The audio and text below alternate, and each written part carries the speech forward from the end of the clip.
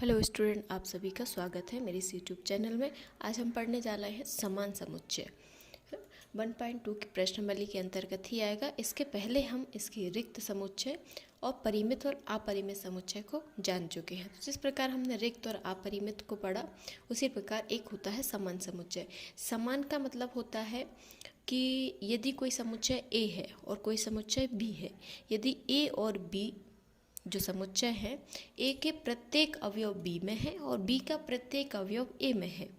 प्रत्येक अवयव मतलब कोई भी अवयव छूटना नहीं चाहिए। हाँ, अवयव का क्रम हमारा आगे पीछे हो सकता है।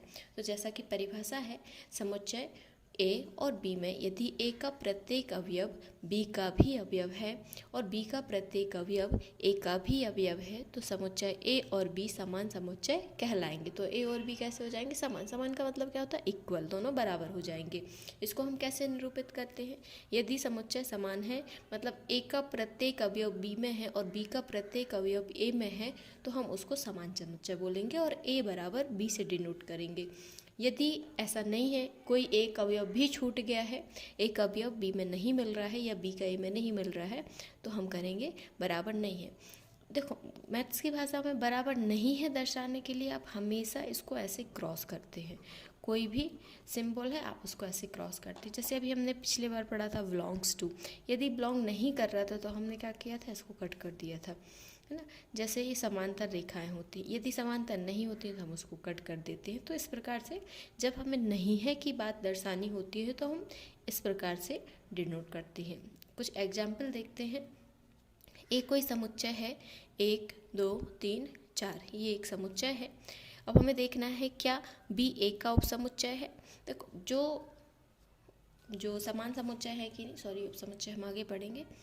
तो हमें देखना है ए और बी बराबर हैं कि नहीं, ए और सी बराबर हैं कि नहीं, सी डी बराबर हैं कि नहीं। एक दूसरे से कौन सा समुच्चय ऐसा है जो एक दूसरे के इक्वल है, कौन सा नहीं है। ए के जो समुच्चय है 1 2 3 4, बी के समुच्चय है 3 4 1 2। एक इसमें भी है, एक इसमें भी है, 2 इसमें भी है, 2 इसमें भी है, 3 इसमें भी है और इसमें भी, 4 यहाँ भी और यहाँ भी। मतलब इसके प्रत्येक अवयव यहाँ पर है और यहाँ का प्रत्येक अवयव यहाँ पर है। इसका मतलब क्या है?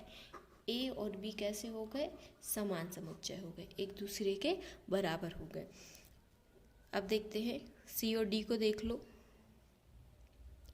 सी में है 2 3 4 5, 1 2 3, 1 2 3 समुच्चय तो यहाँ से आए हैं, लेकिन एक सी में नहीं था और 5 डी में नहीं है। इसका मतलब सी और डी तो बराबर नहीं है, सी बराबर नहीं है डी के, सी और डी बराबर नहीं है। डी और ई में भी देख लेते हैं, 1 2 3 1 2 3, लेकिन ये 5 एक्स्ट्रा आ गया। इसका मतलब डी और ई भी बराबर नहीं है। ए के साथ देख लो इनको, क्या ए के साथ सी बराबर है? नहीं है। यहाँ से 1 2 3 4, यहाँ 2 3 4 5, यहाँ पर 1 था, यहाँ 1 नहीं है, यहाँ 5 है, यहाँ 5 नहीं है।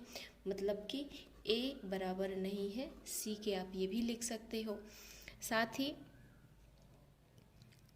ए के साथ डी को देखो, 1 2 3 1 2 3, लेकिन इसका एक अवयव जो है वह रह गया है, तो ए और सी भी बराबर नहीं है। ए के साथ आप डी को देख लो, हाँ, ए के साथ डी को देखा था हमने, है ना, ए के साथ डी को। और ए के साथ ई को देखो तो 1 2 3 4 है और इसमें 1 2 3 4 5 है, मतलब ए और डी भी बराबर नहीं है, ए और ई भी बराबर नहीं है। तो इस प्रकार आपने देखा, सिर्फ ए और बी समुच्चय ऐसे थे जो एक दूसरे के समान थे, बाकी कोई भी समुच्चय एक दूसरे के समान नहीं है। तो इस प्रकार हम आसानी से समान और असमान समुच्चय पहचान सकते हैं। बच्चों, यदि अभी तक आपने चैनल सब्सक्राइब नहीं किया है तो चैनल को सब्सक्राइब करें, वीडियो को लाइक करें। आगे देखते हैं। अगला क्वेश्चन है समान समुच्चय के योग में छांटिए। देखो, ये हमें सबसे पहले इसको रोस्टर रूप में परिवर्तित करना होगा। रोस्टर रूप में चीज़ें ज़्यादा आसानी से समझ में आ जाती हैं। तो पहले हम इस समुच्चय निर्माण रूप को रोस्टर रूप में बदल देंगे, उसके बाद देखेंगे कि ये आपका उसमें समान योग में बना रहा है कि नहीं। तो ए बिलोंग्स का जो समुच्चय 0, ये तो आपको बना दिया है ना, रोस्टर रूप ही है। बी बराबर एक्स सच डेट एक्स ग्रेटर देन 15 और x लेस देन 5। अब आप ये बताओ, क्या कोई ऐसी संख्या होती है जो 15 से बड़ी है और 5 से छोटी? x 5 से छोटा है और 15 से बड़ा है, x ही है, एक ही संख्या ऐसी है जो 5 से छोटी भी और 15 से बड़ी। क्या ऐसा संभव है? नहीं है। इसका मतलब ये खाली समुच्चय है, इसमें कुछ है ही नहीं। सी है x, जहाँ x माइनस 5 बराबर 0। इसको हम सॉल्व कर लेंगे। x माइनस 5 x माइनस 5 बराबर 0, तो यहाँ से हमें x बराबर क्या मिल गया? 5। तो यहाँ से हमें समुच्चय मिल गया या रोस्टर रूप में जो मिल गया, ये मिल गया 5। यहाँ देखो x स्क्वायर बराबर 5, इसको हम क्या लिख सकते हैं? x बराबर प्लस माइनस √25।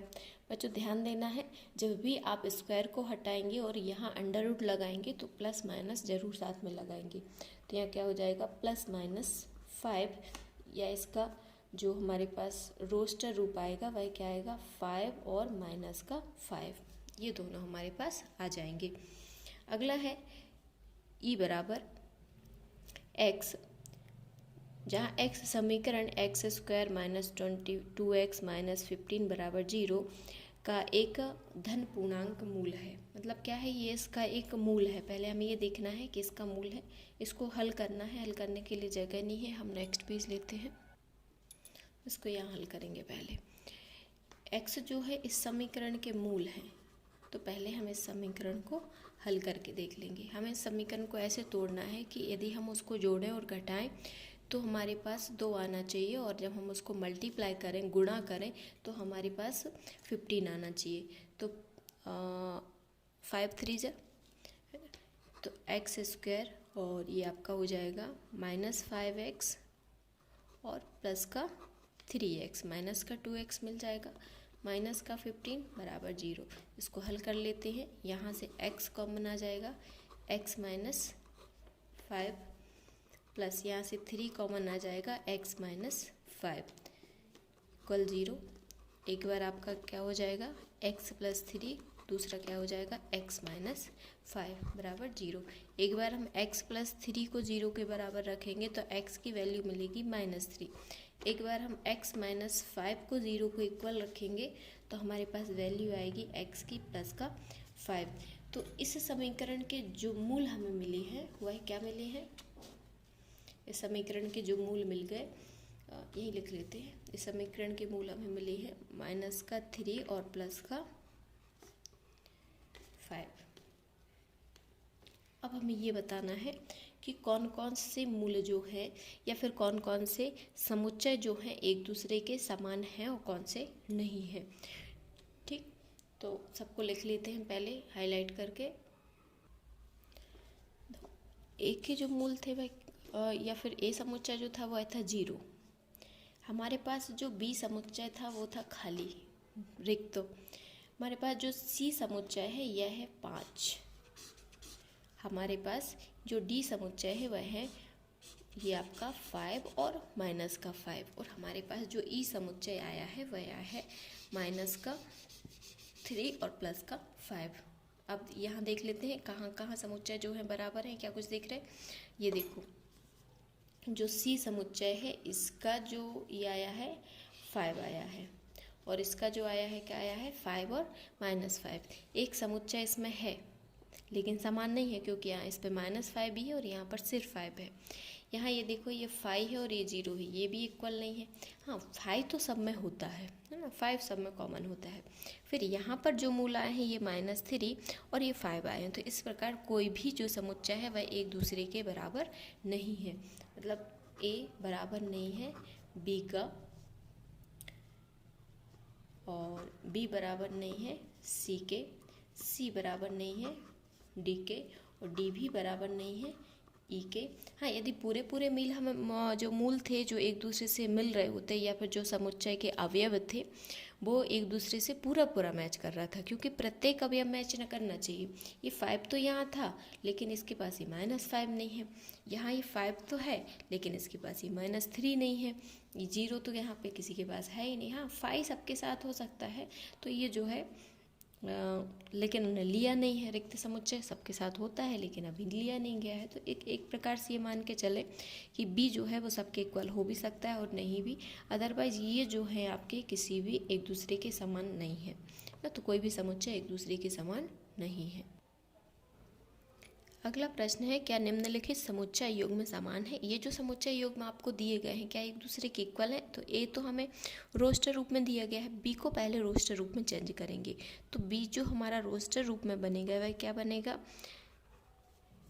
एक्स, जहाँ एक्स समीकरण का हल है। इसका मतलब है हमें पहले इस समीकरण को हल करना है। जब हम समीकरण को हल करेंगे उसके बाद ही हमारे पास बी के जो है वह आंसर निकलेंगे। तो हल करते हैं, x square plus 5x plus 6 बराबर 0। इसको हमें तोड़ना है। कैसे तोड़ें कि जो मल्टीप्लाई करें तो 6 आए और उसको जोड़ें तो क्या आना चाहिए, 5 आना चाहिए। 3 2 जा 6,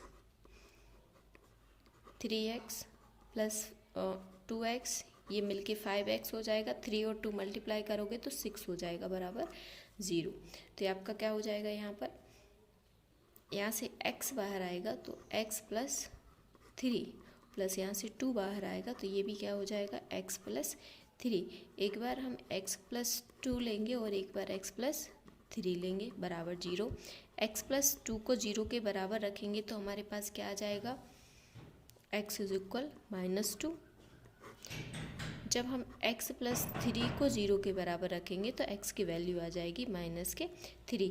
तो जो हमारे पास b के मूल आए हैं वही क्या आए हैं, -2 और -3।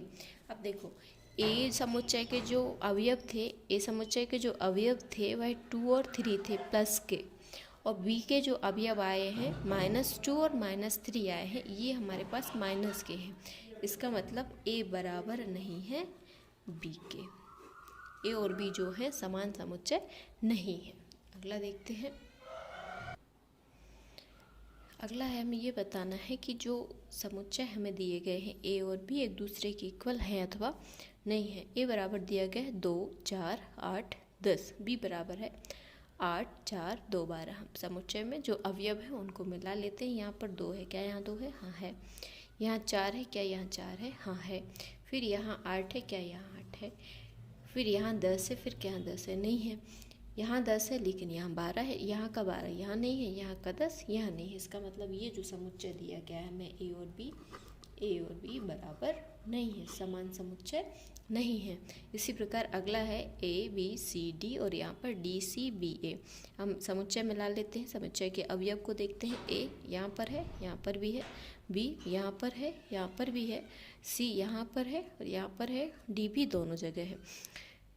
मतलब ए का प्रत्येक अवयव समुच्चय बी में है, बी का प्रत्येक अवयव समुच्चय ए में है। इसका मतलब है ए और बी समान समुच्चय है। तो इस प्रकार आप आसानी से समान समुच्चय को पहचान सकते हैं। तो आज के लिए इतना ही, मिलते हैं अगली वीडियो में।